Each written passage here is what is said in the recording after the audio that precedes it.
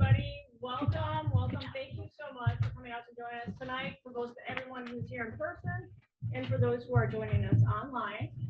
My name is Kelly Jo Brick. I'm the vice chair of the WGA's Genre Committee. We're putting on this event along with the Writers Education Committee.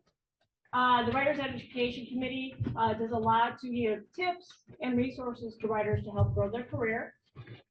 At the Genre Committee, we celebrate everything genre.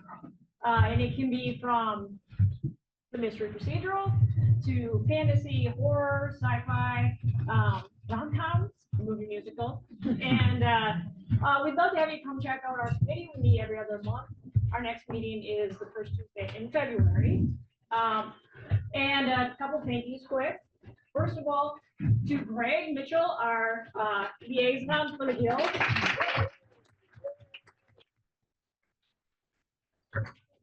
Behind the scenes to help us make look good and make these events happen. Another thank you is to our panelists tonight. Thank you so much for your generosity in coming out to the Guild on a weeknight and sharing your experiences with us. And thanks also to our subcommittee who helped bring this event together, which was led by Robert Hewitt Wolfe, who did an amazing job bringing this all together. You may know Robert from Elementary, Prodigal Son, and now The Irrational. So with that, Robert, please take it away. Thanks all for coming out. Hopefully we'll give you some useful information. I want to introduce our panelists who are very generously donating their time and their knowledge, starting with Alexi Hawley. Alexi created The Rookie. He created The Rookie Feds. He also created The Recruit. Before that, he came up on Castle, and he was co-showrunner the last year, I think? The last year, yeah. The last year. So he knows a lot about mysteries. He'll mostly be saying we don't have to do that on The Rookie, but we're very glad to have his perspective. And then Liz Heldens. Liz is the creator and developer of my wife's favorite show, Will Trent. I'm on another mystery. She likes Will Trent better. She's also, before that, was on the, did you create The Big Leap? Yeah. Created The Big Leap, The Passage? Yeah. Yeah, and came up, you were also on Prime Suspect. I was on Prime Suspect, and I was also on Friday Night Lights. There you go. Friday Night Lights. Did Not you ever do a murder procedural. mystery on Friday Night Lights? What? Did you kill anyone? There You was killed a- someone. yeah, You killed somebody. Yeah. There you go. Yeah, there was. And then next is my boss, Arika Mittman. Arika, hey boss. Arika created The Irrational. Before that, she was the co-showrunner on Timeless. We worked together on Elementary, and before that, she was on a bunch of other shows, but she was on specifically for this panel, Dexter, which is secretly a procedural, and so she has a lot of great perspective too. And then we have Pam Veasey, who is our all know she has the longest and most experience, I believe, despite her youth on procedurals. She created Long Slow Exhale. She worked for many episodes on CSI New York. Dude, you're piling on. I'm sorry. She was the co-showrunner on LA's Finest and Hap and Leonard. Mm-hmm. Yeah. So that is our panel. So thank you all.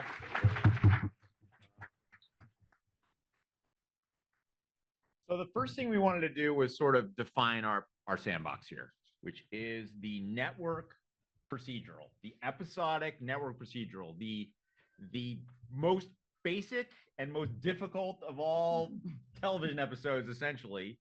And this is how I define it, but everybody can obviously please jump in. I define that as it's a self-contained story with a beginning, middle, and end all in one episode. It is centered on a mystery of some sort, which is either usually classically a whodunit, but sometimes it's a whatdunit, like House, or how do we catch the baddie, also like House, how do we cure the disease, how do we fix this situation? Spy shows can be procedurals. How do we steal the MacGuffin? How do we kill the bad guy? Those are how-tos a lot of the time. But some self-contained goal, beginning, middle, end in one episode. There are usually multiple story twists. 2, 3 big twists along the way. Some shows do less. Some shows like Elementary do 5 because we were insane. But yeah, multiple story twists. Propulsive act outs, so that every act out ends on something that 100% makes you want to get through those commercials as quickly as possible and come back, even if you're not watching it with commercials anymore. That structure still lends itself really well to storytelling, and not just selling soap, which is why it existed in the first place.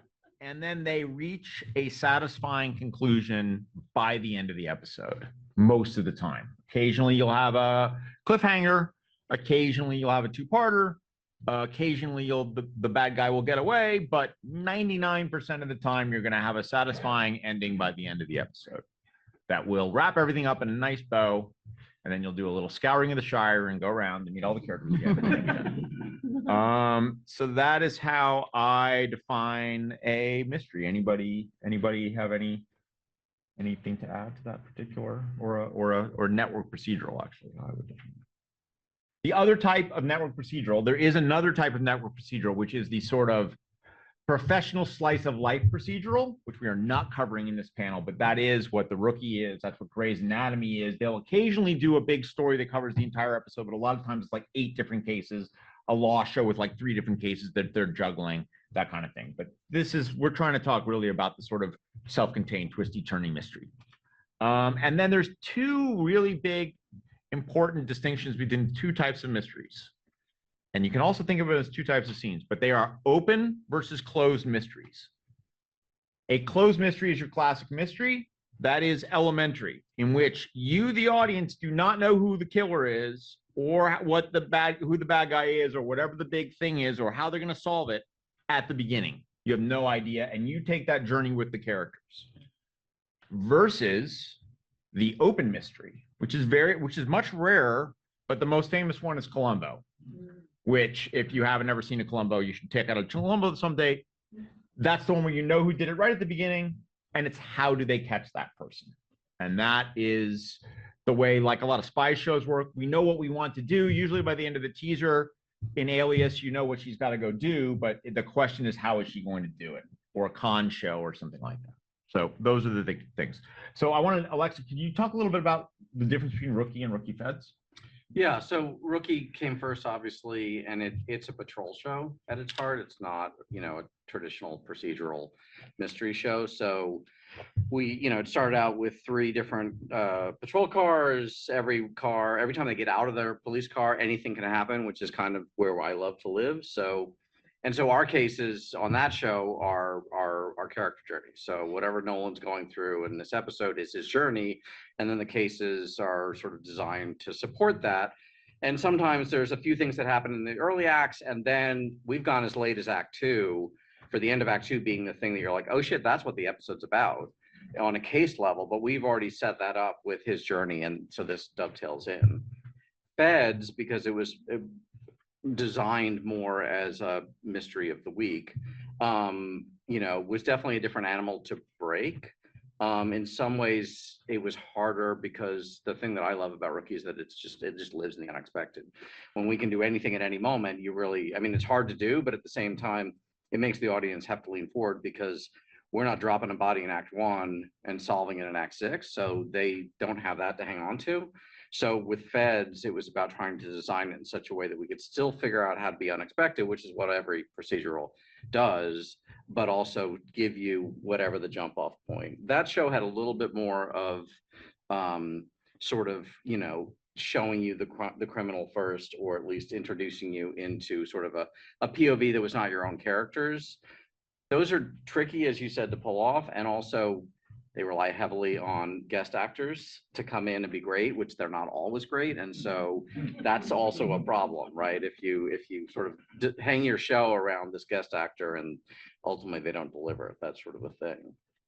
Arika, could you talk about a little bit about the why done it of the Irrational? Sure.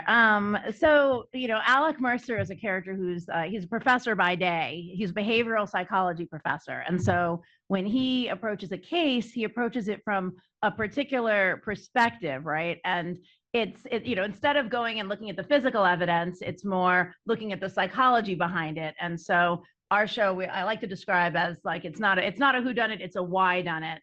And that kind of leads you into ultimately we usually find whodunit, and we figure out, how to help that person and make their life better. And so make a better decision. Don't murder people.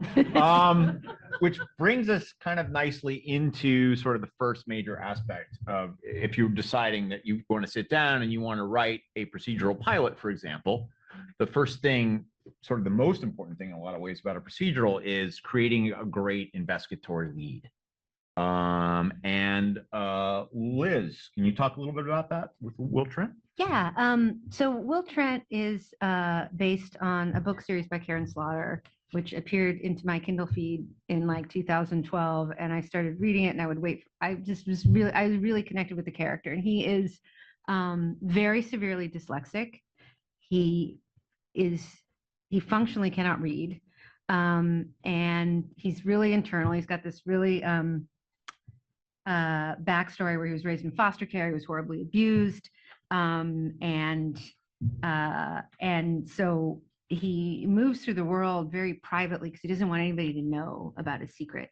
But I was just fascinated with the character. And so, and Karen Slaughter gave him a little dog, and he was just really endearing. He dresses in a three-piece. There's a lot of specificity to the way that character was built, and he was insecure. And don't say that when you go to pitch. It is something that I was really attracted to because he's guarding his secret. And so he moves through the world as like, he's isolated. So I just fell in love with that character. And since we've been prepping for this panel, I realized that I am not an analytical thinker and I don't know how Will Trent gets put together every week. I totally go by feel, but I really love that character. And so that was the first step for me to fall into procedural writing, was just, I love this guy.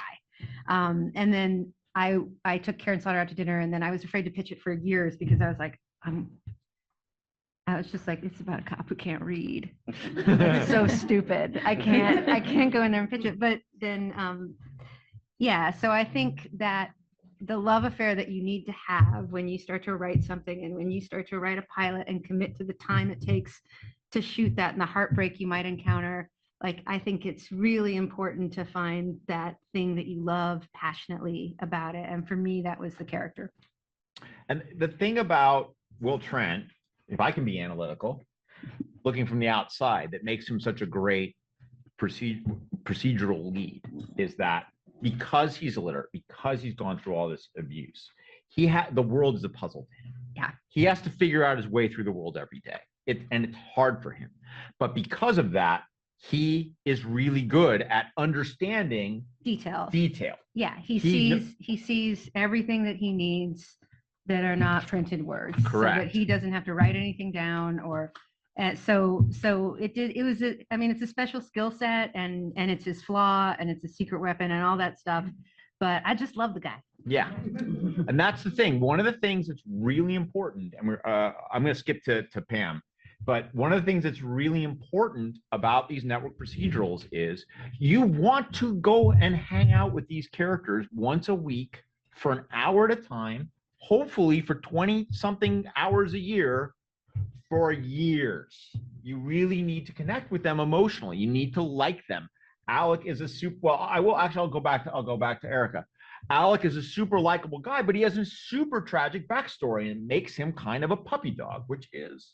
Yeah, he was burned on over 70% of his body, and it's based on a real person. It's based on and loosely inspired by the life of Dan Ariely, who wrote the book that the show is loosely based on.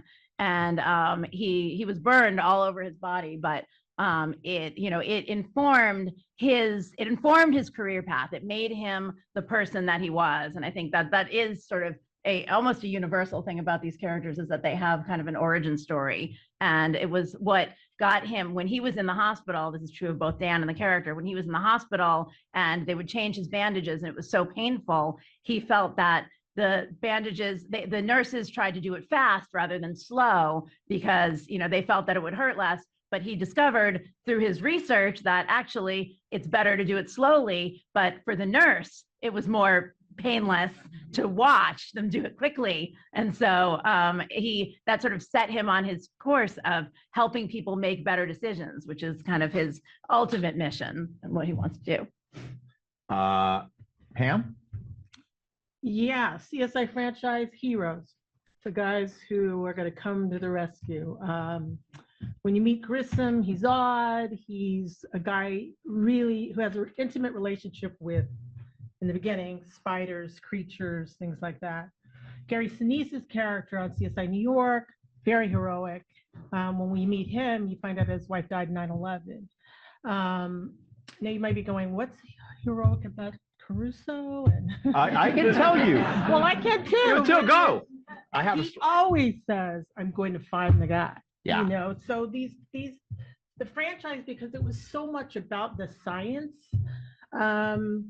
would find small quirks, but the science was the thing driving the show, and that was where the quirky came in, or where he wanted to surprise the audience.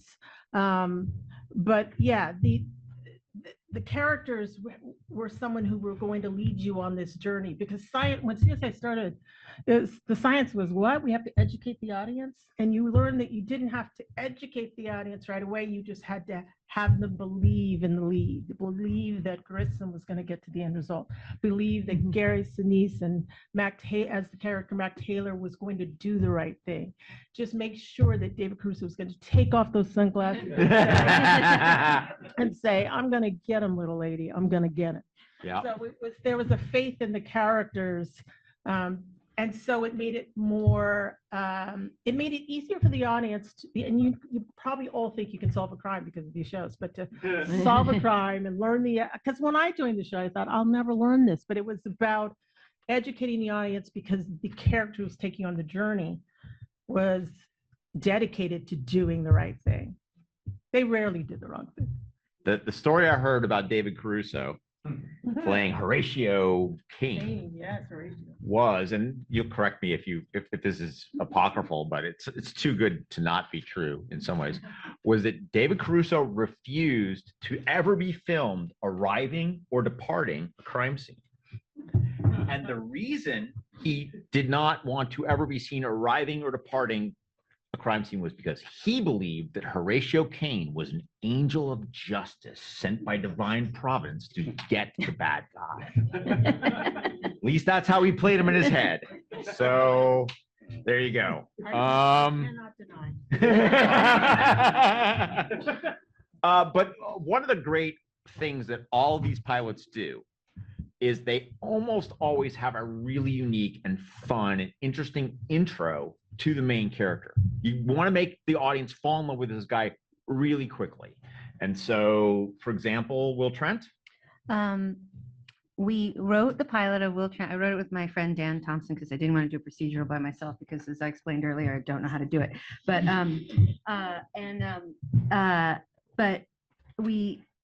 his backstory was that he had just done an investigation of some bad cops in the APD, and so everybody's mad at him.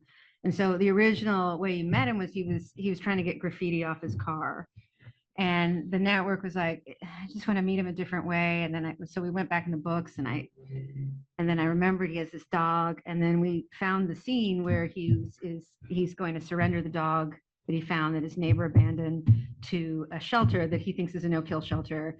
And he's filling out all the paperwork. So you find it, well, he's not, because he can't. So he started telling them all about himself, his name, what he does, his occupation. So you're getting all that stuff you have to get in an introduction, like who are they, like, single, married, all that stuff. That was all coming out. And then he was like, I just want to leave this dog. They're trying to get him, take him. And then he walks out and he's like, this is a no-kill shelter, right? And they're like, mostly. And then he turns around, and then the next scene is like he's in the car with a little dog. And it was best thing I've ever done in my life, like putting that dog in the show. It is the reason why the pilot got picked up. It's the reason why the series got picked up. It was, if we're talking about broadcast, right? You don't get 4 episodes for people to decide they like your show. Oh, you got to wait till episode 6 and then it all clicks in. You don't get that in broadcast. Like you have to get it immediately. Like you have to get that dial and testing up, and it just worked all day long. And I guess for people who think that procedurals are workman-like and it's not true. There's a lot of ways you bring a ton of creativity to that and make it unique and find a way in that speaks to people. And so I've just been really surprised at how much I enjoy building these episodes, because you still are bringing so much craft and humor and everything that you've been honing as a writer into that. It's just the thing that you're building. So, I mean, I would go so far as to say, probably controversially, even though I said I wouldn't be controversial today, that people don't really watch these shows for the cases. They watch them for the characters. And so at the end of the day, you know, every one of us has done the same case multiple times. Everybody's going to do a heist episode. Everybody's going to do a bank robbery. Everybody's going to do this murder, strangers on a train, all going to do that. So, and the audience has watched 90,000 hours of television. They've all seen every one of those. So it's really about how our shows work, how we do it, how our characters go through it. And so, and that's what you're turning into, whether it's Criminal Minds, whether it's CSI, Will Trent, Rookie, Recruit, whatever, like it's all just about the fun of joining these characters, even on stuff that's obviously heavier or lighter, but it's really about like, I'm invested in these characters being invested in this case. And look, one of the common threads of these introduction scenes is they're usually saving somebody. So when we first meet Nolan. Yes. So the Rookie is loosely inspired by a real guy who was a 40 or something year old guy living in Pennsylvania who decided he wanted to be a cop one day. Like he was on I think he worked at his parents' printing company or something and decided that wasn't the life he wanted. And so most police departments won't hire you if you're over 35 or so. But LA will. And so he applied to the academy, and I'm like, that's great, but that's not you can't introduce a character. It's just like, I want to do something else. So the way in that I found was ultimately, here's a guy who's literally sitting in a truck outside a bank with his final divorce papers, and he's going to go put them in a safe deposit box, take off his wedding ring, put that in the box, and then the bank gets robbed. And so as he's in the bank trying to save his friend, because it's a small town guy, that's where he starts to realize that helping people is what he wants to do, and cops show up to ultimately take over and all that. But like, to me, once I found that, I'm like, okay, I know who this guy is, because that ultimately, Rookie and Feds are just, they're reinvention stories. They're midlife crisis characters, which in this day and age is not a midlife anymore. Like, 20 somethings are like, I don't want to do this anymore. And then at 26, they're like changing careers. Yeah. So it's become a universal idea. Pam, you're talking about meeting Barry Sinise's character. Yeah. Well, part of being of the Bruckheimer world, I have to say, the cities that, they were obviously shows based in this particular city. We were all waiting to play the Who song that was going to come up, but it was all about making the city a character when you meet these people and believe they were attached to that environment. Believe that Gary Sinise's character Mac Taylor was a New Yorker and believed in that. So it was a beautiful church. It was a sad opening. It was very different than the other two. Yeah. It became very personal opening, but it represented New York. The same way, David Caruso and the opening of Miami shows, and when you meet him, it's a very Miami story. And that was always the goal of each of the franchises. We had to sell our city to be different than the others, but we also had to believe that the characters had a love for that city, embraced it. I mean, Bruckheimer is the bad boys world. You think of bad boys movies and everything's spinning and it's everything flies, and you're like, we're just a little TV show. No, make it happen. So it was really about selling the city, selling their commitment to it. And the commitment to it is really important. Not only are you meeting this character in the city, but you're meeting someone who is the champion of this city, the protector of this city. And it made the city small. It's just on the fact. It's like New York's a huge place, but for whatever, 9 years, I wrote the only crime team. Everywhere. Well, I They were wrote at every elementary, so I crime, know every there was crime. two. There were Yeah. two crime teams. Over everywhere. So, But but yeah, you had to believe that they knew it, they understood it, they believed in that city. Yeah. You had to know that, David Caruso was so unique. And again, the stories were unique to that city. So that was about selling and introducing your character. Vegas was very, very unique. I think in their first pilot episode, there was a beautiful shot. And again, this comes from the Bruckheimer thinking it was make a little movie, but they were standing in this huge desert. Like it looked just expansive. And it was such a contrast to the noise and the lights of the casinos, and it was like, how do you sell both parts of this? Because people don't always think of Las Vegas as a place to live, but that's where their crimes took place. But you had to sell the city to sell the characters. yeah, that's awesome. Yeah. And then there's a great, Irrational has a great introduction for our lead character. So it's not to put you on the spot, Eric.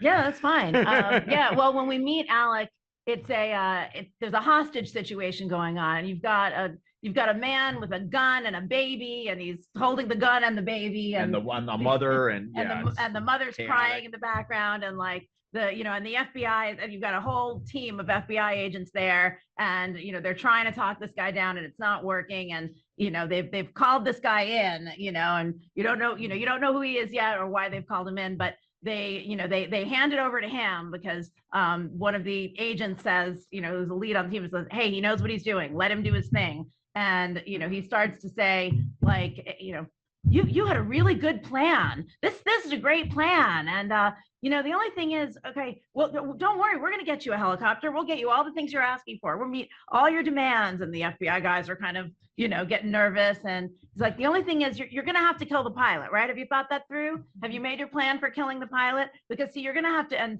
basically he uses a technique called paradoxical persuasion, which we learned later is what he was doing, but he manages to, it's essentially a form of reverse psychology is what he uses on this guy, and gets the guy to drop the gun and saves the baby, all in the opening sequence. Saves a baby. Saves the baby. In the opening scene. Oh, P.S. Saves the gunman too. Like actually saves everybody, including the gunman. Makes the gunman make a better decision, which is an awesome way to meet that character.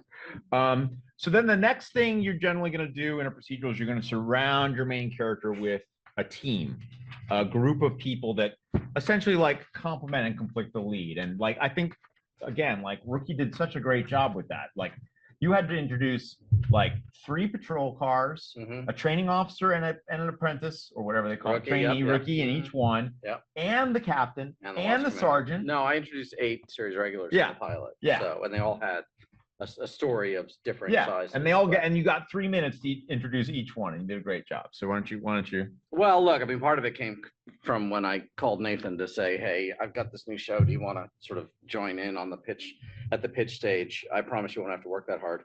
Because he had just done 8 seasons of Castle a year or 2 before, and we did 24 episodes a season, several years. He was in almost every scene. He was tired, and he had TV money, so he didn't need to work like that. And he had been doing smaller roles, and so I promised him that I'd create an ensemble show, which I don't think anybody who started they thought it was going to be Castle. They thought it was going to be him in every scene. So that was a bit of the impetus, but also really just trying to blend. Because if I can set up 8 series regulars who actually have stories and have the audience lean forward on all of them, I mean, that's setting yourself up for success when you're doing 22 episodes a year. Because if you have 1 lead or even just 2 leads and everybody else on the call sheet is could deliver the same line, hey, get this, boss, here's a piece of forensic evidence, and 3 through 6 can deliver that. It gives you a problem with the actors because they feel insecure about not actually having a character, but also now you can really just tell all these different kinds of stories. So it's super ambitious, but ultimately it was a saving grace for 7 years, 7 seasons in. So the other thing though is they each bring a really unique perspective that is different than his, and they bring a different skill set. Right? They all have a very specific point of view, which also helps you, honestly, because then, and this is probably, outside of the realm of breaking a procedural, but even again with the actors, of them feeling like their character actually has a specific point of view and a purpose on the show, it makes the cast gel much better because they all feel super confident in like, only I can do this, only I can do this. But yeah, it definitely helps you that we have one who's out of a psychology base and one that's more, grew up as a cop, Right. Cop, family, legacy and all that. kid, all Yeah, that yeah, stuff. all that. And Yeah. then Pam, you did the same thing. You had to create like 2 teams, 3 teams, 2 teams. Yeah. No, I'm sorry, Pam, I meant Liz. I Oh, meant okay, Liz. okay. I'm a bad person. Liz, you're right. No, I was just gonna say the nice thing about that is I think you can create a new energy in a show with different pairings. Mhm. You can create, like, if there's a character that seems like they're not catching on in the same way, or they don't seem to be loved as much, put them with Will. Put them with Will, and then that dynamic gets fun and interesting, and so that's a way to inject some freshness and a new dynamic into episodes. So I think it's really nice to have those pieces to play with. It gives you a little bit of freedom and ways to keep everyone, including yourself and your cast, from getting bored. So That's exactly what I was going to say. Now, Pam. No. In both the case of Rookie and Will Trent, one of the really great things that both shows do is that they have multiple investigatory teams. So what that lets you do is tell 2 or 3 separate stories an episode. What it also means is you're not burning out your lead as quickly. and then you can do some all plays, which are like, everybody loves those episodes when everybody's working on the same case and a different angle of the same case. So And it makes the case feel super special if Right. every Yeah. single patrol car or both the local police team and the Georgia Bureau of Investigation team are on the same case. It makes it feel like a bigger deal, right? Yeah. Pam, you got anything on character mix? Well, on the franchises, I'll call it, everybody had a skill. So they were an expert at something, Yep. which tried to ground in their background. Like, why were they, a specialist in ballistics, or why did they know more about plants and spiders? On other shows that I wrote, like LA's Finest, which was Jessica Alba and Gabrielle Union. Again, it was the female bad boys. It really was about, can they kick butt? Can they say the unexpected? Yes, and do and they yes. enjoy the job? And yes. And do they enjoy the do they enjoy the job? Yeah, part of it is also you want the characters to complement each other in terms of perspective and attitude, right? Everybody can't be the quippy, funny one. Some people have to be the dry person. Some people have to deliver a lot of exposition. I want to tell a real quick story about Elementary, because the sort of prototypical detective team from literature is Holmes and Watson, right? Holmes is eccentric, Watson's more grounded. Holmes is, flight of ideas. Watson is sometimes, depending on how they're portrayed, a little plotting. Sherlock knows a lot about everything. Watson knows medicine, specifically. That's the sort of team. And when I first got on Elementary, I was, actually when I was first studying for the show, I watched a whole bunch of episodes because I came on in the middle of season 2. And I was watching the show and I was like, wow, like, what's up with Lucy? Because Lucy Liu is an amazingly dynamic actress, right? And super watchable, and she can eat up all the scenery, all of it. She can, like, if you've ever seen like Lucky Number 11, like she does not stop chewing scenery for the entire thing, and it's delightful, right? Charlie's Angels, whatever. Anyway, Ally Beale, like she basically made her career by eating scenery every time she showed up. And now on Elementary, I'm watching this incredibly subdued performance, really quiet, really very contained. Like, what is happening? And then, sort of interestingly, Vera Oleana did an episode where we literally had Sherlock and his friend watching Who's on First. So I rewatched Who's on First. And I was like, I'm an idiot. Lucy's playing the straight person. She has made a very specific decision as a very good actress to go like, that's Sherlock Holmes. He's going to be manic. He's going to take up a lot of the screen. He's going to do all the crazy shit. That's not my job. My job is to be Watson. My job is to be grounded. My job is to play it smaller. My job is to be the straight person. And that's what she did for 7 years. And God bless her, because Also, P.S. like she sold the show internationally.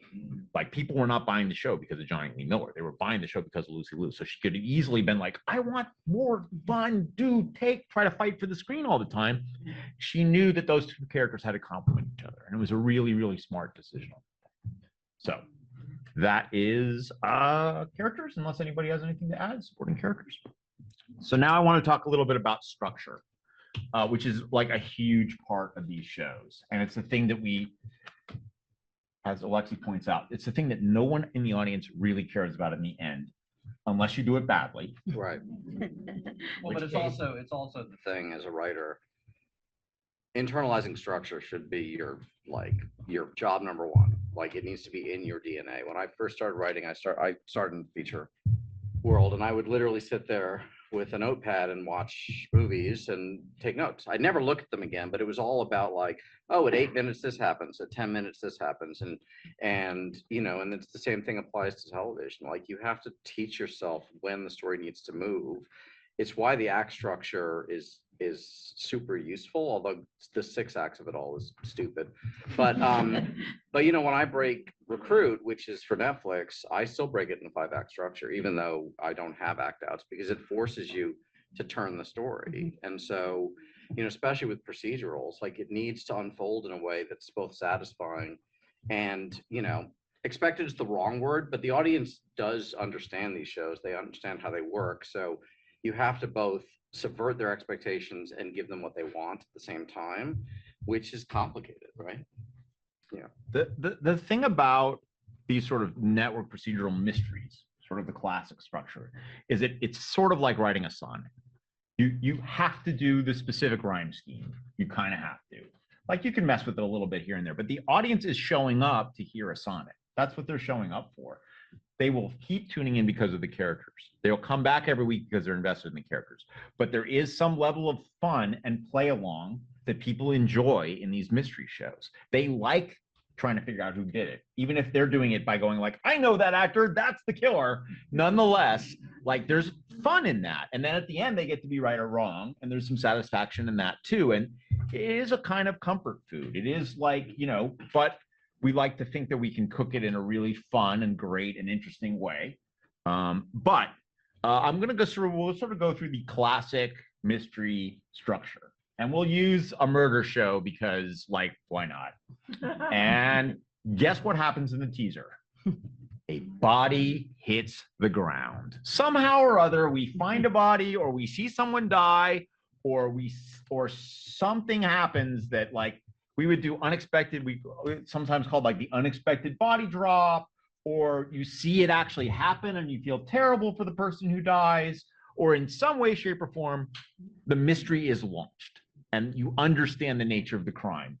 Or there's one, look, it doesn't always have to be the body hitting the ground. It can, like, the plane crashes, the woman disappears in the woods. Like, there's a lot of ways to cut that, but basically, inciting incident happens in the teaser. Unless you're on the Rookie, and then you can wait till But we used to have a joke on Deep Space Nine. There was it's too long. Anyway, when the things that you do don't begin till Act 2, that's a Rookie. Anyway, we called it something. Anyway, because but that's because it's a patrol show, right? But on Feds, yeah, I mean, it wasn't normally a dead body. It was stolen this or whatever. Yes, but it definitely launched in Act 1, and then your second scene often is either starting at home with your main character, which Castle, that's body drop, Castle's apartment, and then crime scene. Like that's sort of, the structural, DNA of most of these shows. I mean, obviously, if they're less, I would assume on CSI, crime scene was second, right? Crime scene was, body drop, then got your team at the crime scene. Right. Then you're going to autopsy, because we get to do the show that goes to autopsy. Right. Then you're going with that little piece of information you found at the scene, the button, the ladybug with her, found on our back, something strange. Mm-hmm. You're in what we called trace, which was find the answer to this odd thing you located at the scene. The goal of those shows was to bring the audience underneath the yellow tape up to the body and inside to see what those jobs do. You know, what do these crime scene investigators do? Why is it different than the cops going to canvas and ask the questions? So it was about really establishing your science, you know, that quirky thing at the top of your show. You didn't have to have the answer to it because it would come back later, but you did have to present the question so the audience is waiting for you to return to that. Yeah. And then one of the things that's also often very important in these teasers is, why is this our problem? Why is this a problem that only our characters can solve? So in a CSI show, it's because there's physical evidence on the body. There's some wacky shit going on with that body, and you need those scientists. It's worked 500 times. Yeah, more than that, 632 times. There you go. Jesus Christ. I did not mean to undersell the franchise. We have a slightly different approach on the Irrational. Yeah, on the Irrational, one of the things that's fun is that because Alec is fun and challenging is because Alec is not a cop.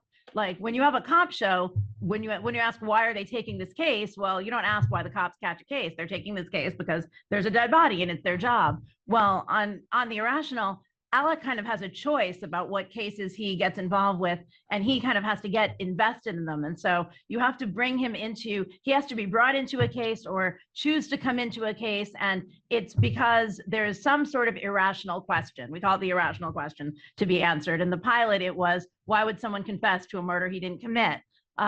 In the season 2 premiere, it was, why kidnap the world's top expert in kidnapping? You know, or we've asked questions like, if you kill someone that you hate during a hockey game, is it murder? You know, so all of these kind of tantalizing questions are the question that hooks Alec in and makes him a part of the case. And we always have to ask ourselves, why is this our case? Why is this our show? Why kidnap a girl and hold her for ransom when her family has no money? Does your audience know that question? We say it out loud. Yeah. We literally say that question We out say loud. it in every episode. It's often the teaser out. It's often, or it's the main title out. It's the main title out or the teaser out or something. You know, I mean, that was always the we fun ask thing the with question. House was just Yeah. watching. I mean, they Yeah. literally auditioned cases for him, right? Yeah. And so Yep. once he was like, "Oh, that's interesting," then the audience was in. So, Exactly. Yeah. And what makes a Will Trent a Will Trent?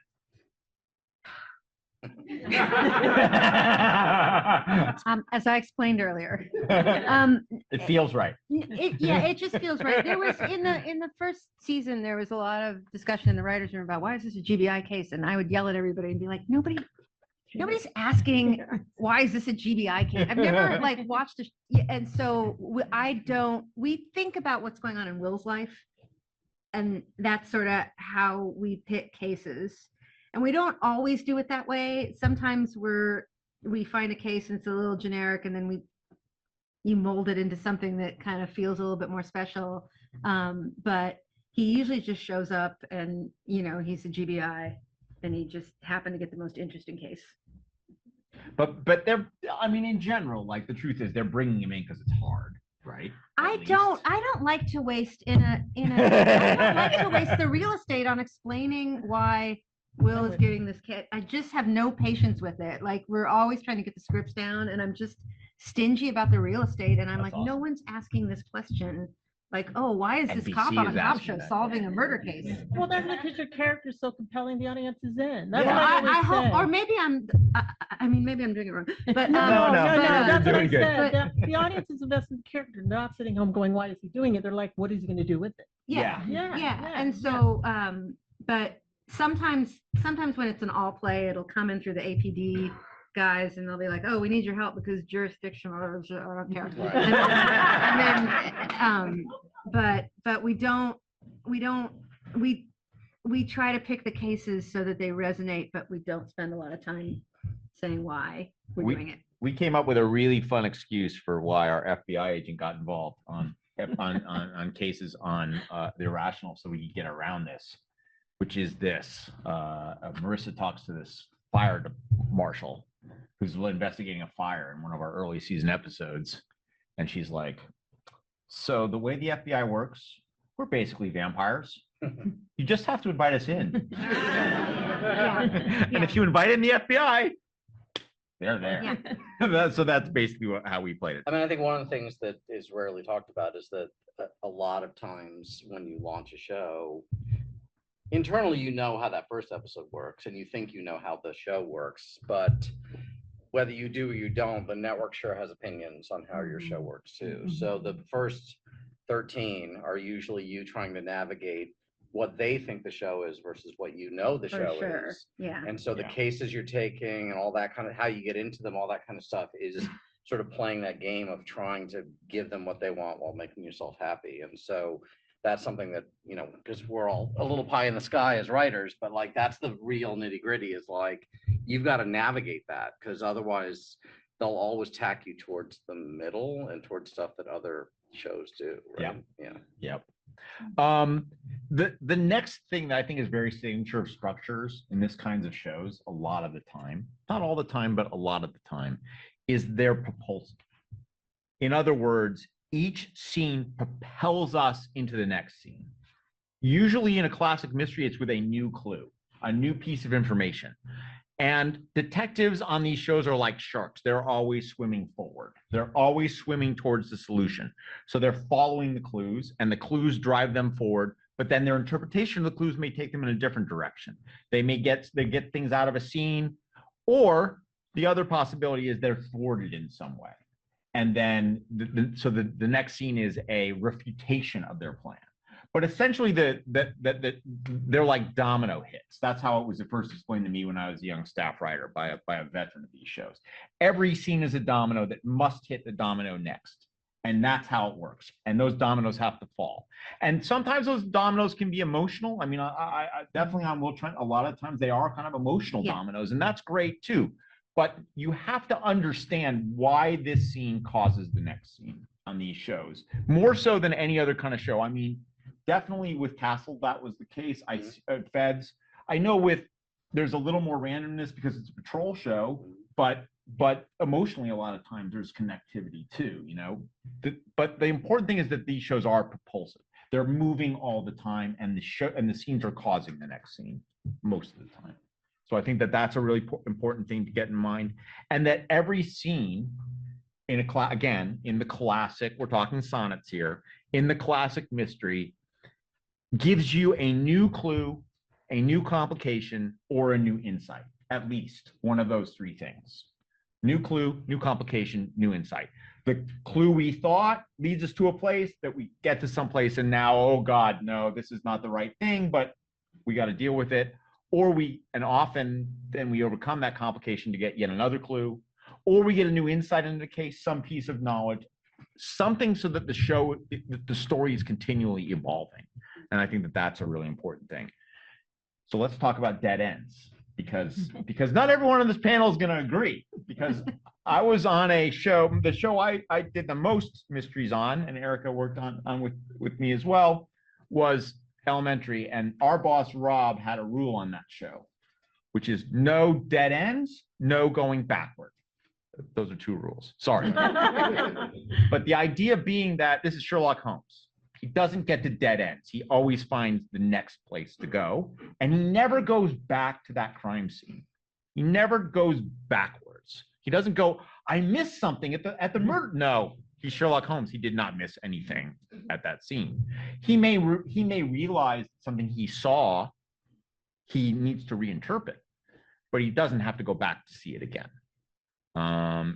However, there are definitely shows that make great meals out of dead ends, for example. I love dead ends. and Will Trent does go back to the crime scene.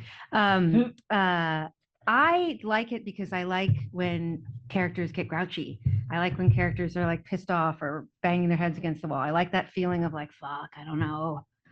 And you suck, I'm mad at you, and you stink, and you're my partner and I hate you, and nothing's working. And I like that feeling. I like those scenes.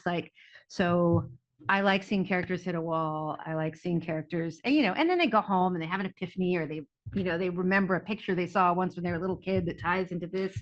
But I do like getting frustrated with people. I like those moments of kind of sweaty discontent. So we do it on Will Trent. And really well.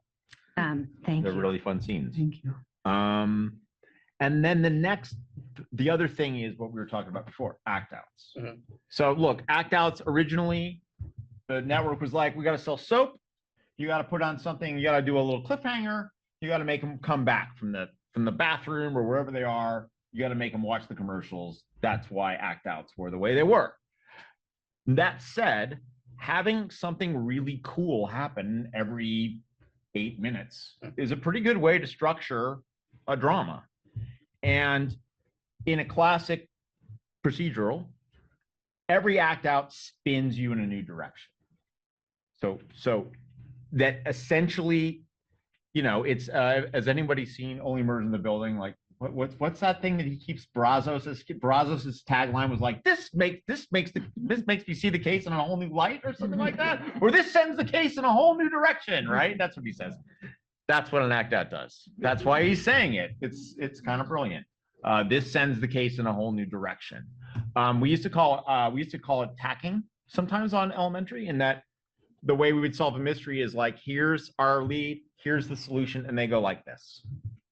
And every act out is when they reef the sails. Is that right? I don't sail. And turn the ship in another direction. So that is act outs. It's really important that your act outs are like exciting, or they can be action, they can be cliffhangery, they can be, the person puts a gun to someone's head.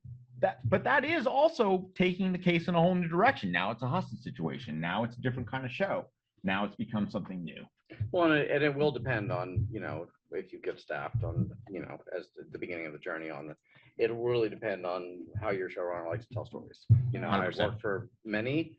Kevin Williamson hated schmuck bait. He did not want to put a gun to somebody's head at the end of act of the following. He wanted to play it through to the resolution of that, and that's your act out. But I've also worked with people who love the idea of interrupting action just to come back to resolve it like that. So, it really depends on who you're working with. Yeah, Nash Bridges, that was a Don Johnson show many moons ago for the show that launched 1,000 showrunners. Yeah, it did. It was we always talked about is our lead character, is Nash in a positive position at the end of the act? Is he in a negative position in the next act? Is he winning? Is he losing? It was all about where your character was. Most of the time, third act, he was either being shot at, run over by a car, jumping off something. So the formula was really about where is he either personally or in the crime story, but it wasn't, sometimes it was a dead end, but if it was a dead end, there was a piece of action connected to it. You had to have that, they had a famous car we called the CUDA, and the CUDA had to be flying in the air at some point. But it really was about having a different emotional value for our investigators. And it included dead ends, it included new information. It just had to be based on, is it positive or is it negative? And what are they going to, so that you ask the question, what are they going to do about it when you start your next act? The director, John Woo, who I wrote a murder mystery for, never got made. He says that this is what film structure is. And I actually think there's some real value to it. Happy, sad, happy, sad, happy, sad, happy, sad, happy, sad, happy, sad, happy, sad. That to him is film structure. And that actually also helps with act outs, if you think about it, or with scene structure in a way. Varying between those emotions is really a really good way to go things. And then another thing these shows kind of live or die by, again, classically, is twists, like big twists. You can watch the shows and you can sort of figure out like how many twists does this mystery show do per episode. Mm-hmm. Some do more, some do less.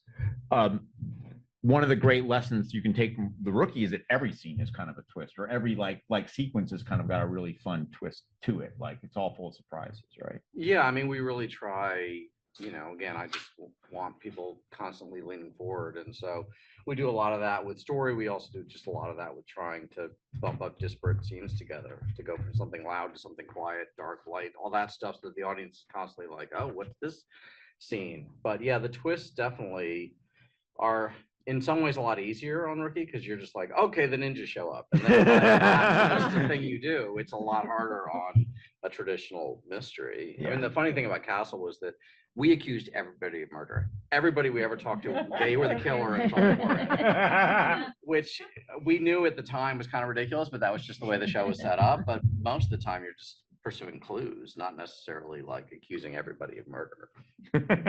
But that worked too. I mean, It did. 8 seasons, 9. I look, the reason the Castle worked so well, and I did not create that show, Andrew Marlowe did, was that the relationship between Beckett and Castle was, she was a highly trained police investigator in 6-inch heels, and he was a mystery writer who thought that the story was the most important part. So there would be times where she would say the case is solved, and he's like, the story's not good enough. And that was really fun for an audience to participate in because they wanted the story to be better too. And so that was just a great setup for a show. You can also do twists personally, and then Will Trent does that a lot too. Yeah, I like to think of it as surprises because it just feels a little easier. Like I think there's a great twist in the pilot of Will Trent. This woman comes home and her her house has been broken into, and she goes upstairs and she sees her daughter lying dead, and this guy's got a knife and he's standing over, and then he attacks her, and then she kills him. She falls downstairs, and then Will Trent shows up, and what is revealed, this is all Karen Slaughter, not us, but that that's not her daughter, that's her best friend too. They dress alike and act alike and have the same hair and the same tattoo and everything. And so like that was like a really good twist. And but that's hard to do 5 times an episode. And so sometimes like a good surprise, just like a body falling out of a window, or just something to jolt the audience, or just make you like kind of wake up a little bit. Sometimes a good surprise will, which I think is a little different than a twist, Sure. And so I think there's ways to make it a little less intimidating in the way you think about it and the challenge you have at the beginning of breaking an episode. Another thing that's really important in these, a lot of times, not every time, but a lot of times, is like behind all these twists, behind everything, there is somebody doing a crime, and there is a villain, and that villain's plan is actually secretly kind of what's driving everything. And Eric, you want to talk a little bit about that? Sure. Yeah. I mean, I always say that like the villain has to have a good plan. It's very important that whoever the villain is in your story be smart. In fact, so smart that they are able to outwit your characters for like 41 minutes, So they basically, your characters are the smartest people in the world, and they have to be just this much smarter than the villain, because that's what keeps you entertained. That's what keeps the characters on their toes. That's what keeps providing those unexpected twists and those, and surprises, because the villain does something that the hero didn't expect, and so they have to, you don't want your whole story. And also when you get to the end of the story, you want it to feel satisfying, like, oh, that makes so much sense. That's why he did it the whole time, instead of feeling like, wait a minute. Okay. Why? Well, if that was his whole plan, then why on earth in Act 1 did he do this? You want to make sure that you're tracking throughout, even though the audience doesn't see it until the end. You want to make sure that what the villain is doing makes sense, and it's not just good surprises for the story. And then really quickly, you've gone through this whole mystery, you've gone all the way down, and finally it's time for the closing. Yay! The takedown. Yeah, we obviously in crime shows you want to get your bad guy. Most of the shows I was on, I was the chick on the shows with the action. So we were taking them down in some dynamic way. By the time I got to CSI in New York, we decided to move our takedown up in our last act, because we thought it's great to have a reaction from your team, from your leader. And I learned that because I was on a show called The District, which was with Craig T. Nelson, and we did this marvelous Vietnam story. And he was actually a police commissioner. It was also a procedural. And we did a show where we filmed it in Washington, D.C. He visited the Vietnam Wall, and he went to the wall and he put his hand on the wall, and it was emotional, and we closed, and people were really moved by that. And we got one particular letter from a woman who said, I was watching the show, I wanted to see it, I fell asleep, and I was really frustrated. I'd have bolted awake and you were on the last shot, and I wanted to see it because my son's name's on the wall, but I've never been there. And when he put his hand on the wall in our show, he put his hand on that woman's son's name she'd Oh never my seen. God. And I was so moved by that. I thought, that's our job. That's our job in this journey when we tell these stories, to try to move people. It was luck. We had no idea. But I thought about how some people get emotional. So we decided we'd move up the takedown they expect. But what's that thing that our character is going to give or feel or share or surprise the audience with that's emotional, that really caps the show? Anybody else have anything to add to the structure discussion before we move on to tools and tricks? Oh, well, just that, like, speaking about our show, where we, in terms of it, just picking up on what you just said, like, Alec has to not only solve the crime, he has to make someone's life better. It's one of our little rules of our show. And so we have to, in that closing, in that, we take down the bad guy, and then there's always the scene where we see Alec talking to whoever the puppy was, which I'm sure you're about to get to. About to get there. We get to see Alec make somebody's life better at the end of the episode, and that's also provides that kind of satisfying, emotionally satisfying ending. And I think we already just did crafting the ending, so I messed that up. But so now we're going to go through a few of the tried and true tricks of the trade, just like little things that you can put in your toolbox and use as you're doing these things. And since we were just talking about it, we'll talk about the puppy, also sometimes known as the torchbearer, also sometimes known as like the heartstrings, the person for whom you are solving this mystery. Sometimes it's very simple, like that person is the person who's been kidnapped and you want to find them and save them. But often it's somebody who has some other perspective on the case, the father of the dead person, the sister of the missing person, the son who's never met his mom, whatever that is. And that person, it can be really tricky because a lot of times that person is a day player. They get one scene on a lot of these shows, and it can be really tricky. But anybody want to talk about tricks for the torchbearer, aka the puppy? Well, you have to get something out of it ultimately at the end of the day. I mean, Castle did this every episode. And you on the one hand, you want to get the emotional connection to the audience on who the victim is and who the people who care about them are. But again, it's like they're in one scene and you want the scene to be emotional, but at the same time, it's always in act one and you're trying to like get the story going. So at the end of the day, it's still a procedural scene that needs to be relevant to the story. It's got to move it forward in some way. Yeah, usually they have some perspective. Go ahead.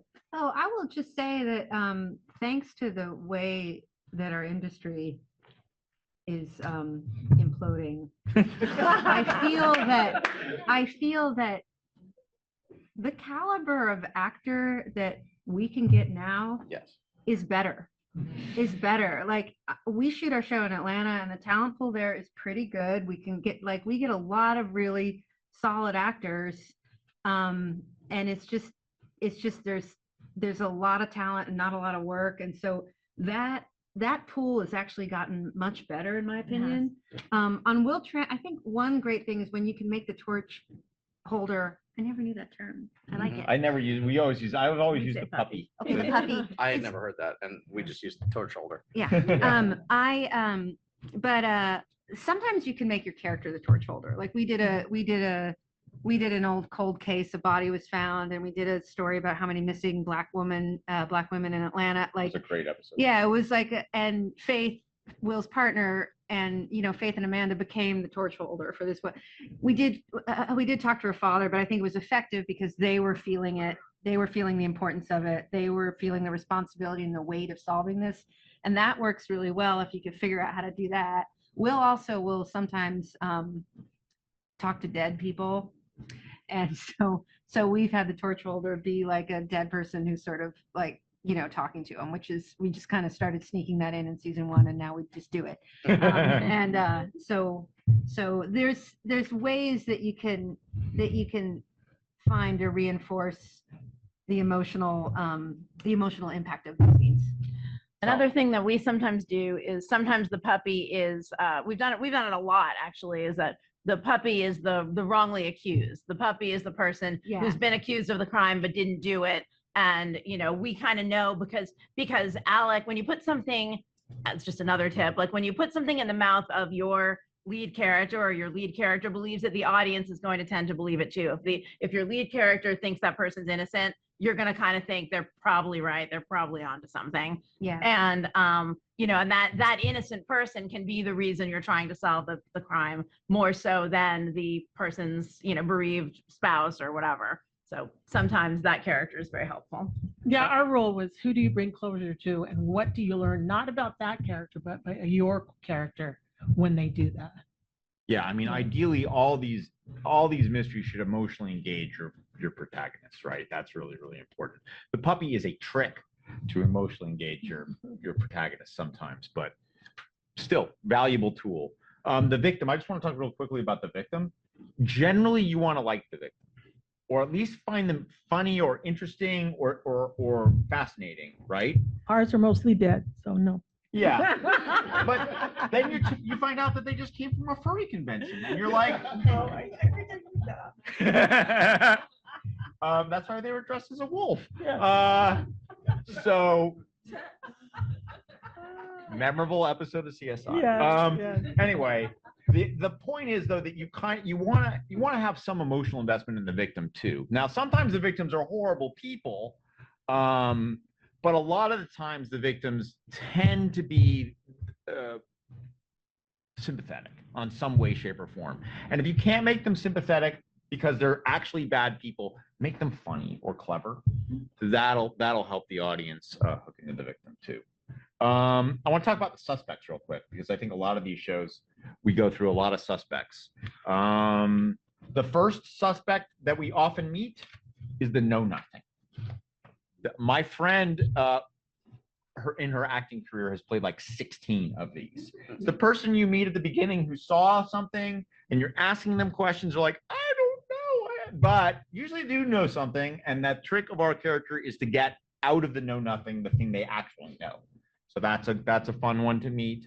The classic is, of course, the red herring. Anyone want to talk about the red herring?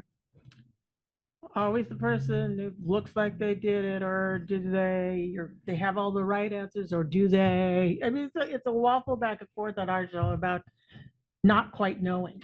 We didn't always suspect that they were exactly one, but there was enough evidence to point in that direction. Often, very rarely that will actually be the killer in the end. More often, that person will end up dead at some point along the way. In the second body drop. Yeah?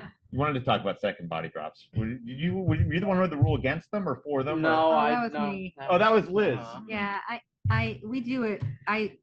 We just said on our show we can't do this again this season, but like, oh, it's this guy. Let's go over and pick him up. He's dead. Look at him. He's dead. And so, but that's a tried and true act out. It works You every guys. time, though. You can It have does that work for for free. you. But yeah, no, it works all day long every day. But you got to kind of, pick your places. We also had two very specific ones that we came up with names for on Elementary. The first of these was I'm going to call this the goat friend. Can I call it the goat friend? The goat friend. The goat friend is there's a different F word in there. So there's the goat friend is someone who is super, super evasive when you question them. They really don't want to tell you where they were at the time of the murder. And you push them and you push them, and finally they say, look, I was being friendly with a goat. They're the person whose alibi is nearly as bad as the crime, or something that's so embarrassing or will completely wreck their world. I was busy sleeping with my neighbor's husband.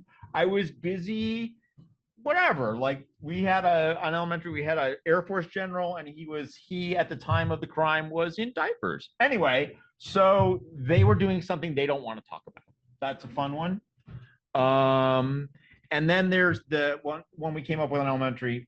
Not that we invented this archetype. We just came up with a name, which was the Chevalier. And the Chevalier is the person who totally could have done that crime.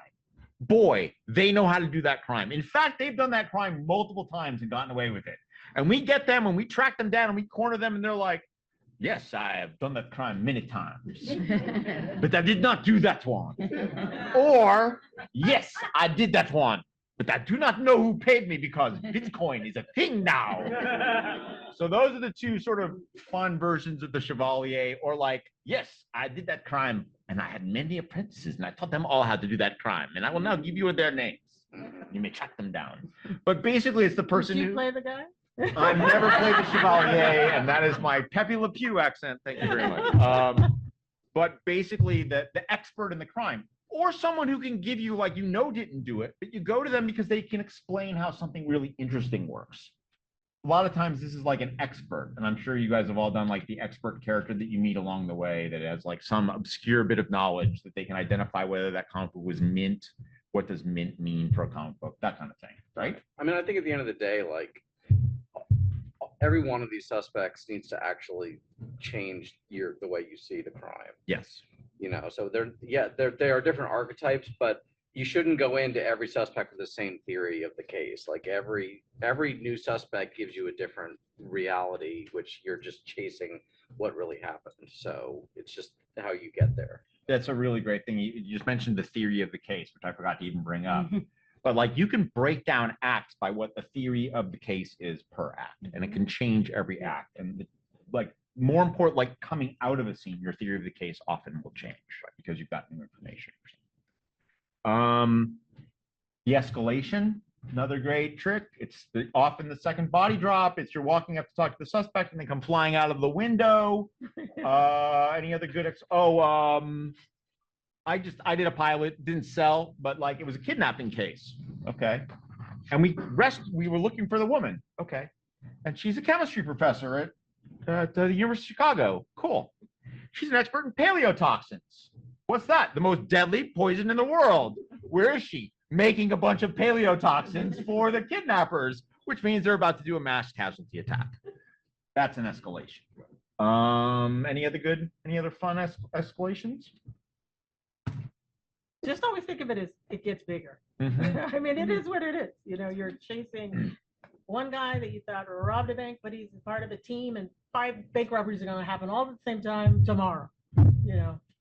Same method. What did you learn from the top of your act or the top of your show that you could now use for your top of your last act takedown? This is, by the way, super important for action procedurals. Yeah. Because that's a whole genre too of like procedurals, which are actually action procedurals, in that like SWAT or something like that, or SEAL team, or like what you're building towards, or like some big action sequence, and the escalation is like, oh my God, there's a nuke in there, whatever it is. But that's another thing to think about. And then the last thing I really want to talk about before we do Q&A, I think we're pretty much more or less on schedule, is Chekhov's gun. Setup payoff is a really great thing for all these shows. We literally just did this on an episode of Irrational that I wrote, in that we meet somebody, she's a red herring, she has a gun in her purse. She's like, yes, I have a gun in my purse, but here's why I have a gun in my purse. I'm sorry, I brought it onto private property without permission. And then later in the episode, the actual killer pulls that gun out of that purse and uses it. So classic setup payoff. It's always fun to do. It can be really, really satisfying.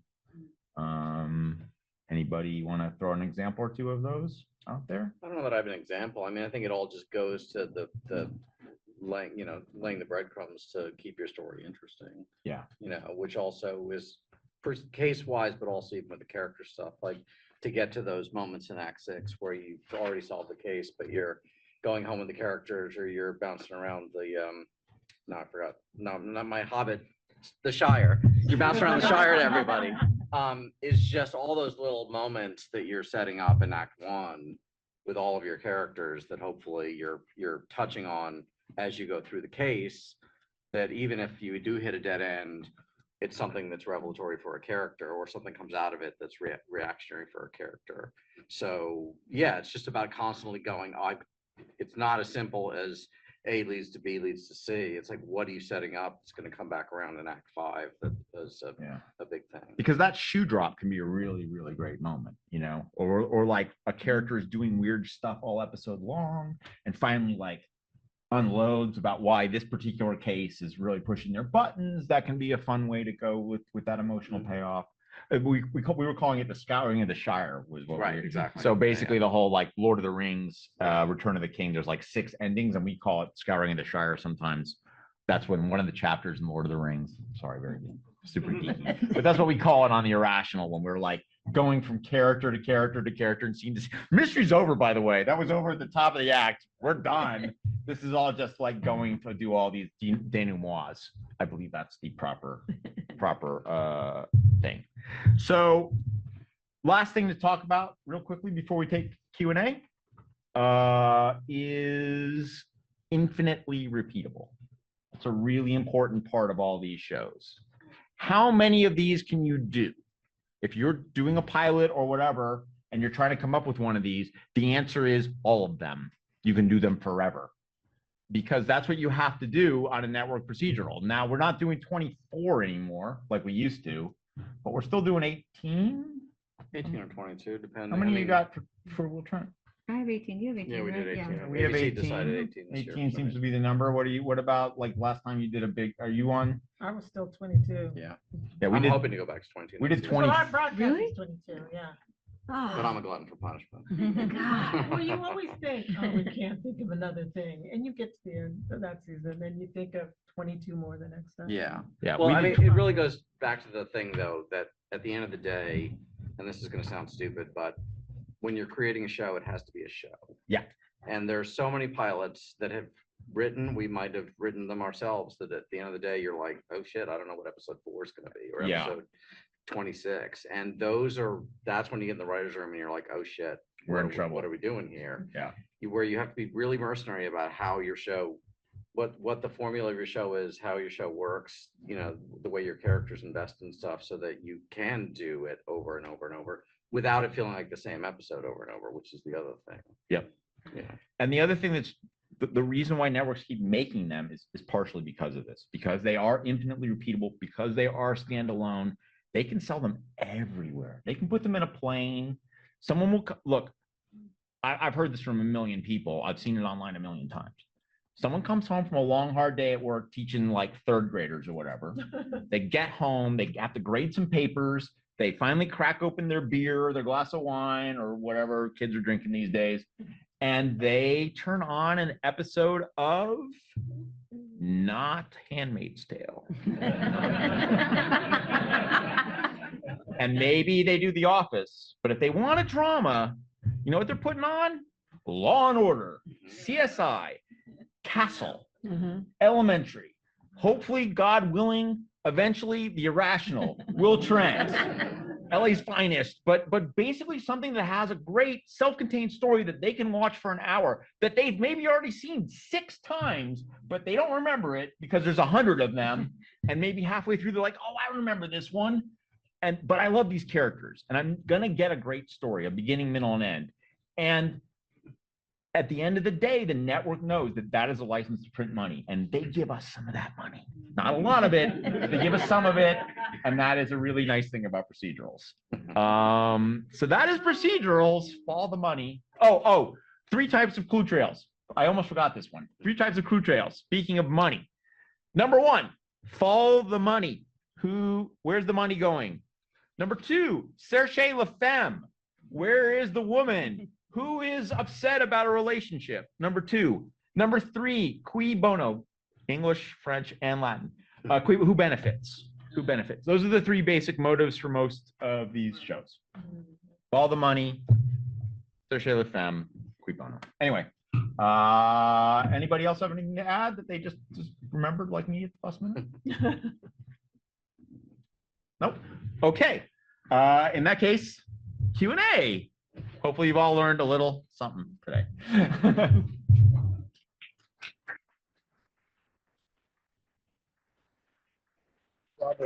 Robert, I was just going to add that, because there's people on Zoom, maybe we can flip flop between questions in person and a couple from Zoom also. I can read them.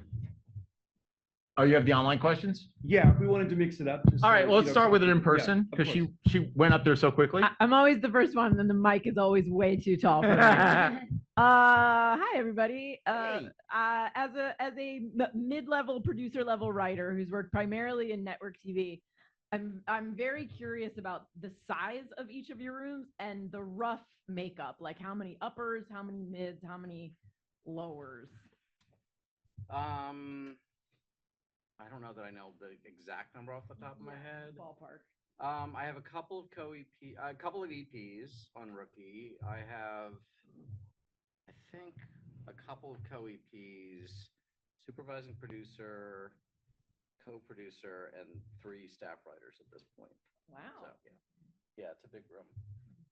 Network shows like this tend to get heavier and heavier by the end. Like at the end of Elementary, there was nothing but co-EPs. Liz, what you got? Let's see, me and Dan, and then I think we have 5 co-EPs, and then we go down to executive story editor. We have like 3, and we've got 1 staff writer. We have 9 total, I think, and we have like, I think 5 of them, 5 are EPs, 4 or 5 are EPs or 2 co-EPs. 2 EPs, 2 EPs, 4 like co-EPs, 4 co-EP, thanks, Robert knows. And then we have 2, and then we have co-producer, or yeah. producer. 1 co-producer, 1 story editor, and 1 staff writer. Last one for me, Long So Exhale, we had 1 staff writer, 1 story editor. This was actually streaming, this was not broadcast, which gives you a bigger staff. Another a co-executive producer, supervising producer, mostly story editors. Awesome. Thank you so much. No I worries. appreciate it. We take a onliner. We'll Yeah, alternate. Why not? So what sort of skills or background do you seek for your writers' rooms? I mean, it really depends, I mean, if you have a show that's very subject expert necessary, you usually try and hire at least 1 person who knows what they're talking about. So on Rookie, we have a former San Jose police officer who was on the job for 18 years, wounded 32 times in the line of duty. At one point, he was undercover as one of the biggest drug dealers on the West Coast, but then ended his career in internal affairs. So Frederick is amazing and knows everything. So once you feel like you got that covered, I honestly just try and find good writers who I want to spend time in a room with. And I mean, it's rare to find a full 5-tool player, if that makes sense to everybody, somebody who can do everything at sort of expert level. So a lot of times for me with writing staffs, you're looking to put together a team. So who's good on set, who producing episodes, who can you turn to at 11 o'clock at night when the network blew up a story, who's going to be pitching great ideas at you, who writes good drafts. Like it really is a mix for me. I think we were looking, Corinne Rosenthal's our number 2, and she comes from a real procedural background. So we wanted to just make sure we had, 1 real solid person who knew the genre. And then you just look for, diversity of everything. We have a writer, Rebecca Murga, who has a background in the military, and she just knows a lot of procedural stuff from her life experience. And we have a playwright. We have we have some people who come from comedy. We try to look for diversity of background and race and gender and everything. So you sort of have a lot of different points of view. And so yeah. I'm never looking for someone who does what I do. I already do that. That's my rule. Like, I don't need to repeat me. So it's finding new voices that can change the dynamic. You have to have the fundamentals of writing the show, have the skill. You find that out when you read their scripts. But I'm not looking for someone who writes just like me. How easy that is. I want someone, again, comedy background. I love reading short stories. I love knowing a different background. People who understand structure are so valuable because they move the room forward. So when you turn in a script or when you get an interview, be proud and loud about what you do well. I'll echo what Liz said. Diversity of everything is like my first top priority. I want, diversity of economic background, age, gender, race, everything, and experience. I want somebody who knows their procedurals back and forth, and somebody who's never done a procedural, because both of those perspectives are so useful, because people who have done the procedurals 100 times know those moves like the back of their hand, and know how, like, can pull an episode out of the sky because they know how it's supposed to work.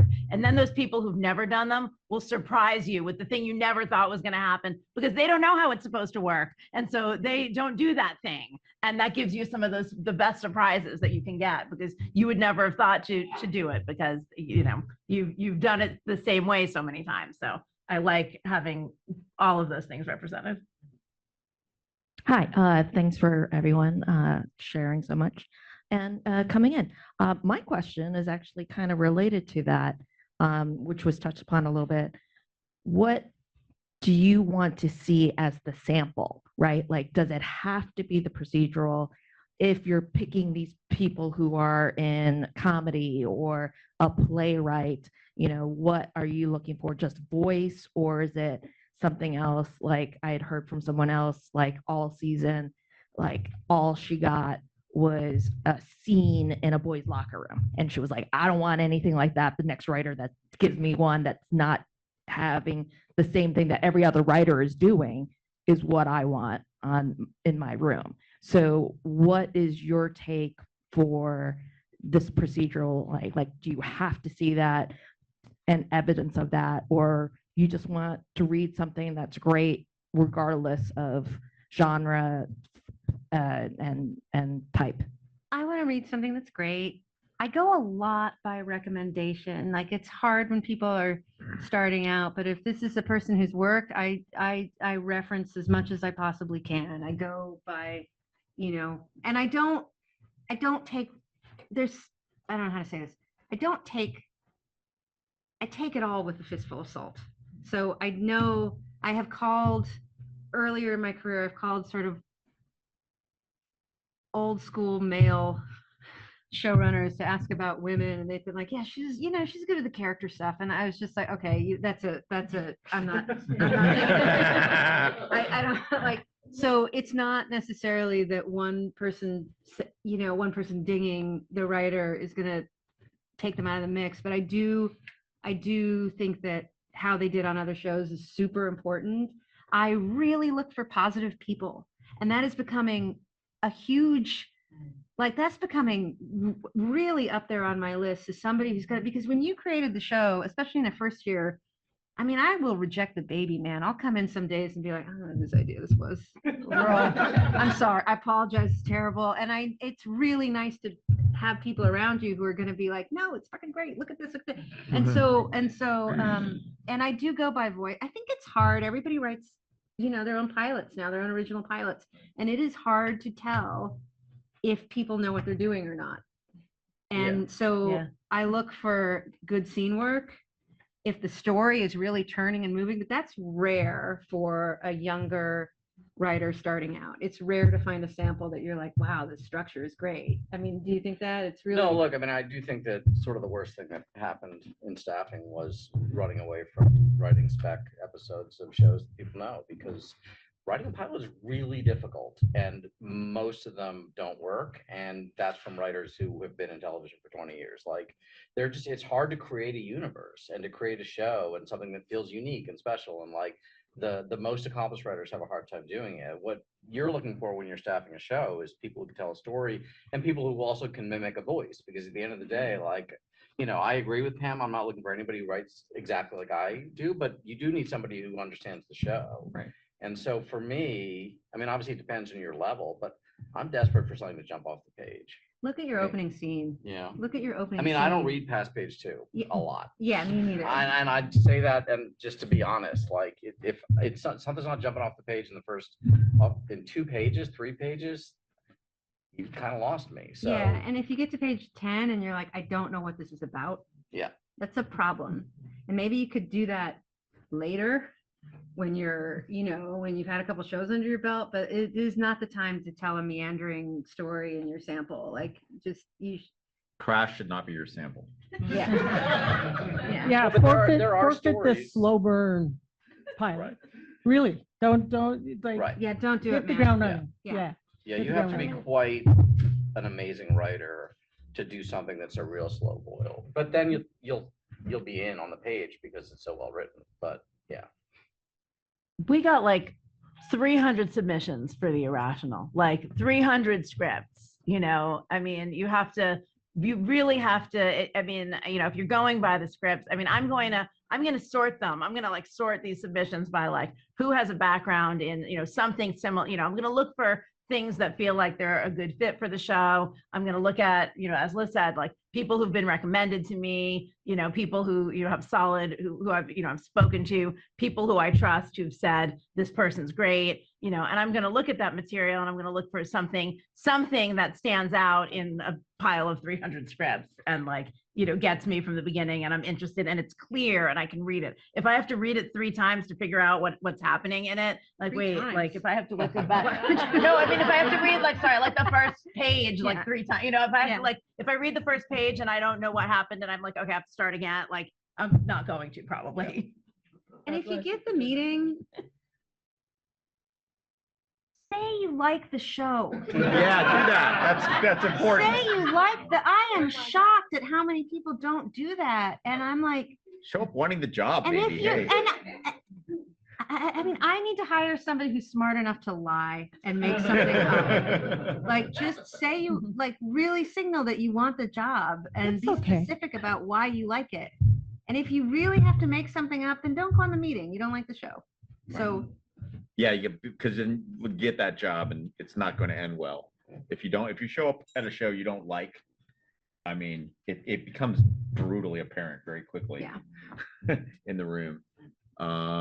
Cool. Where were we? Were we at online? Yeah, so You guys mind going like 10 minutes over? how do you tell stories about difficult subjects like sexual assault, domestic violence, or even corrupt cops, like one of the characters on The Rookie, in a way that is authentic but sensitive to the character / viewer? Sure. It's not a short answer, but when I created The Rookie, it was in the shadow of Philando Castile, who was a guy who cops shot in his car. And if you remember the awful video, you never saw the police officer, but you heard the fear in his voice, and that fear had nothing to do with the guy at the car. It was what he brought to the car. So I felt like it was really important to try and make an aspirational show about police officers trying to do the job the right way. So we had a scene in the pilot where there was a man with mental illness standing on a car in the middle of a traffic jam in Hollywood Boulevard, waving a bat around. That guy gets shot, like all day long, that guy gets shot. But because no one talked to him, he discovered that he was having a mental episode, but he had left his kid in the car and he couldn't find him. And therefore, because we talked to him, therefore we could find the kid and save the kid. So we still arrested the guy because he was doing damage, but ultimately it was a mental health issue. Rolling into season 3 was after the murder of George Floyd, at which it became apparent that just being aspirational wasn't enough, because we were portraying a version of policing that was alien to a large portion of the population. And so we took it upon ourselves to really dig in and go, how can we tell stories about policing in this climate? How do we tell stories about injustice in the justice system without becoming a different show? Because we do goofy shit all the time and we do all sorts of different things tonally. But really, at the end of the day, how can we make this what our show is about? And we got lucky because we were a patrol show. So as I keep saying, every time we get out of the car, anything can happen. But that means we can tell all sorts of different stories every week, as opposed to a traditional procedural, which is a body drop. And so normally you can do a very special episode of your procedural, but you can't tell those stories every week. And so, we talk to subject matter experts, we talk to people. Obviously, we have people on our staff who were very invested in a lot of these stories, but really, I knew that in our society, the spotlight was on at that moment, but it was going to be gone. And so I wanted us to still be talking about it a year later, or 2 years later, or 3 years later, in a way that didn't feel preachy, because we don't help anybody if they turn us off. So how do we make this what we're telling stories about? But that takes a commitment that's just important to you. Eric, you want to talk about our cop shooting episode? Or- I mean, sure, you know, I mean, we did one episode where police shot a guy in his own home completely wrongly, and it was a tough episode to do in some ways. yeah, I mean, unfortunately, the writer of the episode was the son of a Black police officer. And so, you know, it helped. I think authenticity is the key in these stories, is you don't want to be telling stories that you have no business telling, you know, and you want to make sure that you have the right people in the room. I mean, even like, you know, we did a K-pop episode, you know, which was fun and light and playful, but we, you know, our PA was Korean, and we made sure, I'm like, you need to be in the room for all of this storytelling. We want to make sure that we are, you know, doing this correctly. And so, you know, I would say, you know, having representation and authenticity is important when you're telling stories of sensitive subject matter. Anybody else? Cool. Sure. Hey, I just want to hit y'all with a craft question, sort of related to the last thing you were talking about the infinite combinations and infinite variety and all of that. How do you keep it fresh, particularly when you're in a like body drop structured TV show? Like, what are the tools and tips that you use to keep it fresh, and how much of that starts in the pilot at the beginning, and how much of that develops along the way? We kept on our show, because we were definitely format. It was about learning something new about your characters. That's the only way to keep it fresh. We did. I don't know how many prison shows we did. We did too many prison shows. I don't know how many, you know, hit and runs. You could keep doing the crime over and changing it up. But if you discovered something new in 9 years about your characters, then it made it fresh. So you have to keep investing in the people that bring your audience back. Yes. Yeah, that's pretty much it. It's all about the characters, right? And yeah, but yeah, you don't want to repeat yourself. Yeah, you want to come up with that fun, interesting twist. But if you can find a way to tug at a character's person, if you can get into their heart every episode in some way, get into their head, that'll keep it fresh. Yeah, we always say that one of the things that we, you know, sort of check off our check boxes of each story is like, at least one of the characters should feel some personal connection to the crime, to the story. So they're not just outside observers solving a crime. There's some reason that it's affecting emotionally. Some piece of the case affects your main character or one of the other characters emotionally. And that, you know, and that keeps it fresh. And as you said, like, because you're continuing to inform character, you're continuing to learn something you didn't know about the character as a result of, oh, why is she so upset about this particular case? Oh, it's because it reminds her of her mom, you know, and we didn't know about her mom before, that sort of thing. Greg, you got another one? Yeah, I have a bunch. Can you please talk about runners, and if they include an ongoing mystery or arc each season, which often might be personal to a character? I'm assuming runners is a term, or I don't know. Yeah. Okay. I can definitely speak to that for a second, because we did it in season 1 and didn't do it in season 2, or did it in a kind of different way season 2. But it really depends on, I mean, I'll be honest, sometimes it depends on what your network wants. This is one of those big questions of like, we did, you know, our season 1, we did have a running story that ran through the season that told the story of how Alec got his scars.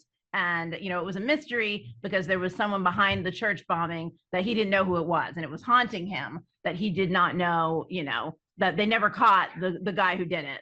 And, you know, throughout the season, we would touch on that story a little bit, you know, every few episodes, we'd come back to it. We'd leave a little cliffhanger, then we'd come back to it. And by the end of the season, that became that B story became the A story for the last like 2 episodes.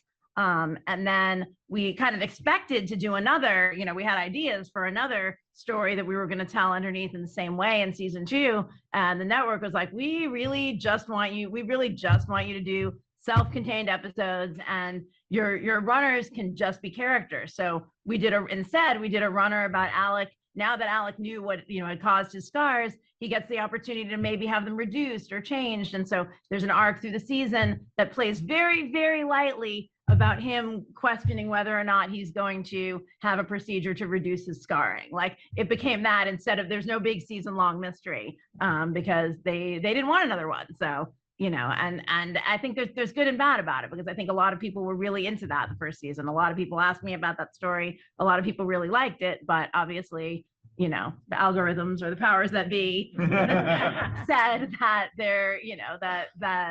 that wasn't something that the people were responding to as much as that very satisfying case of the week story. In broadcast, you sometimes have to earn it. We didn't do a runner in our show, personal runner in our show, till like our 5th season. And I'm speaking of CSI New York. And it was a huge hit because it was about our lead character. But I think of runners on some of the streaming shows, and they can be so small. Like The Night Of was about a cat, with the lead character. And it wasn't a heavy story, but it told so much about Nick Turturro's character. Was it Nick? Yeah. Character, but it was John Turturro. John Turturro, thank you. And it was, you were so caught up in this cat. It was like, where's the cat? Let's take care of the cat. And you were just like, And the cat acerbated his psoriasis. Yeah. Or eczema or whatever he allergies, but had. He did everything to do it, and it told so much about him. So it's like runners do serve a different purpose, but you have to choose the right one. Broadcast tends not to like it. Streaming will buy into it. It could be a crime runner or a character runner. My preference is a character runner. Yeah, we do it a lot on Will Trent. We do it. The first season was this kind of origin story with his boss, who, was the one who found him abandoned as a baby, which he didn't know. And then season 2 was about, recovering a memory, and we do little things all the time. ABC, I have to say, is a little bit, has kind of carved out this niche of, they have a cheesy name for it. Procedural. It was something like that. It's something like not good. It needs to be like workshopped a little bit more, but they really do like that. And so it's like, it's still the network of grays, and so I think Procedural. Yeah. Procedural, was that also? That's Yeah. better. That's better. Procedural. Yeah. That's what they So call it. they have patience with that, and they like it, and they feel like that's part of their brand. So we're in the right place for the show we're doing, I think. Let's try to get through like 2 more questions. We were already like 10 minutes over, but. Yeah. Hi, my name is Lakithia Adelko. Thank you guys again for such an informative panel, especially for a writer like myself who's only worked in streaming to know like how a lot of procedurals for network. So I have a question, and maybe this is why my brain is going here. I would love to know, is there a show that exists or type of procedural or that you can name or give towards me that where the season or the season itself has like one goal or an ultimate case to be won, where you have independent episodes that may have an in and out, but always informs what the ultimate goal or the case to be won for the complete season. And again, something like this may work with a shorter episode order, like a streamer, but I'm just wondering. She's basically saying like you're saying like, are there any network procedurals that are one big case? Any network procedurals, or if it's not network, any shows that might exist that could, yeah. Night Of is one of those. Yeah. But Mare of Easton, yeah. I mean, what? True Detective. Yeah, True Detective. Yeah, but What what do you want to tell? You want to tell the story or no? About Will Trent was supposed to be. Yeah. We took Will Trent out the pitch, and it was going to be like a 10-episode Mare of Easton kind of one mystery, and we ended up selling it to ABC, and they're like, no, we want it to be this. And I just knew the whole time that I was just like, they're gonna ask for it to be case of the week. And they did, but they gave us like 2 weeks in the room before they asked for it. I don't know why they did that. They got all polite, like, who's gonna tell them? and What they do. But we had 2 weeks of trying to break it. And by the time they said, can it please be case of the week? I was like, thank you so much. I was so happy about it. The only thing I could think of to answer your question, though, is like the X-Files had that mystery with his sister a little over. Yeah, and that went over like several seasons. Look, you Yeah, can watch but the that's first all I season can of The think of. Irrational and look at the bombing stories because Okay. we do a lot of that. And there are definitely other shows out there who do like the sort of like larger arc of the seasonal villain. We did that a little bit on Elementary in the later seasons. We had like a seasonal villain that would sort of carry it through the whole season. And we do a lot of like individual standalone mysteries all the way through. But then like we'd have, I'm trying to think of one. We had like a serial killer for season 6, right? Season 6. Veronica Mars. Veronica Mars, first season, great Veronica example. Mars. Okay, awesome. Watch So I'm, Veronica Mars first season. I'm Great getting them No, mostly she just for said network. first It's season. normally in and out. Yeah, look at Veronica Mars, which is a great show. Perfect example. Thank you. Greg. Yeah, are there topics that you'll never touch or were told to never touch on your shows? I have one topic I've ever been told never to touch. What? It was an episode of Elementary. It was about Nazi war memorabilia. And it's the only episode that CBS ever shut down because they were like, do you want to show the Nazi war memorabilia? And we're like, yeah, that's what it's about. And they're like, no, please don't do that. Because we can't show the show in Germany or Austria then. And we don't want to not sell the show in 2 major territories. So Nazi symbols. Anybody else? I mean, there's stuff Stories that I'm- about child molestation. Yeah, I don't like doing Yeah. that. I am not into, no. Yeah. No, thank you. Yeah, I mean, there's stuff I don't plan to do on the rookie partly because I just don't think that we have the space or really the bandwidth to treat it with as much value and respect as we can, which is an inelegant way of saying like I don't want to do a school shooting. We don't do much at all with any sort of sexual violence because they're just those are hard topics to do, and your show kind of has to be geared for it. I think so. I mean, again, we're just sort of all over the place tonally, so it just feels like I don't know. So Politics, unless it's, sort of subtle and metaphoric, like Yeah. you don't really do the literal, like, start talking about Democrats and Republicans and like, Right. The list is getting bigger. stay away from that. Of what to stay away from? Yeah. It's getting much bigger. Yeah, yeah. People want to Yeah. just feel joy Yeah. right now. Right. Me too. Yeah. You Yeah, do your I think people. we're like way over. I know there are more questions. I'm so sorry that we will not get to them all. One more? All right, fine. Pam wins. Pam wins. And it's gonna make me Okay, sound go. really dumb. In a procedural pilot spec, how many act breaks should there be? Depends on the network. If you're at ABC, it's a 5-act structure. No less than 4. Yeah, that's a great. I think five works pretty good. If you could do 4 acts, but no less, let's say 5. Five. Teaser and 4, but the teaser should be fat. Like you don't want the teaser to be skinny. You want it to be like Like an act. Like 8 like pages. like every other. Yeah, at Teaser is ABC basically act 1, but they call it a teaser. Right. At ABC, your act 1 is probably close to 20 pages, 5-act structure. I think NBC is doing 6-act pilots, which we do. We're doing Teaser 6 plus acts. 5. It's teaser plus 5, but we have a credit bump in the middle of the teaser, so we're really doing a Yeah. secret teaser. right. Yeah, it's a lot. Yeah. It's a lot of act outs. I came from the 4-act Does world. that have to be like a So big- happy. Does that have to be a turn? It's We got a a moment. mini. It's not a It's a turn. moment. It's a moment. A lot of the yeah. time, it's the irrational question for us, but Yeah. I mean, we put our main title in, but it can just be in a moment of repose or just Yeah. wherever it looks good. We kind of design shots around it. Yeah, 5. Try it. I personally, when I write it, I'm writing 5 usually. Great. That's what I'm usually doing. Thank you so much. Anybody Thank you else? for the panel.